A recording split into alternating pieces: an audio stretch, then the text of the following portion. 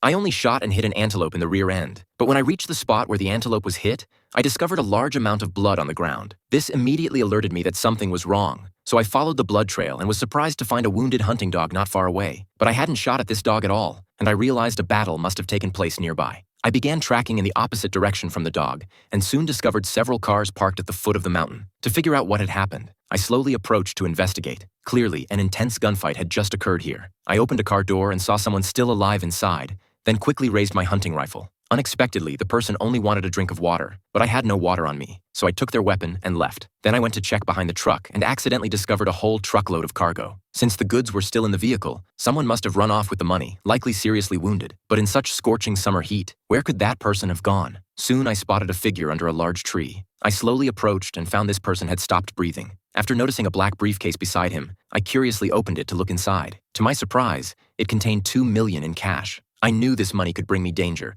but who could see so much cash and not be tempted? So I took the briefcase home. But when it came time to sleep that night, I felt uneasy. So I deliberately filled a kettle with tap water, wanting to bring some water to the person in the car. But when I opened the car door, I discovered the person had been killed. This immediately alerted me that something was wrong, and I quickly looked around. Soon I noticed several figures near my car. Clearly, I had been exposed. Seeing those people driving toward me, I quickly fled in the opposite direction. But two legs can't outrun a car, and I was soon chased to the riverbank. I had no choice but to jump into the river. Unexpectedly, they released a vicious dog to chase me. Seeing the dog getting close, I thought of a good way to deal with it. I deliberately waited on the shore for the dog to come up, then shot and killed it. At this point, I realized my license plate would definitely expose my identity. For my family's safety, I immediately arranged for my wife to go live at her parents' house, then took the briefcase of money to a motel. To figure out who I was dealing with, I deliberately hid the briefcase in the ventilation duct of room 137, then secretly restored the vent to its original appearance. I stayed in the adjacent room 138. This decision saved my life. The killer had already learned my identity through my license plate and quickly targeted room 137 using a tracker placed in the money briefcase. To avoid alerting others,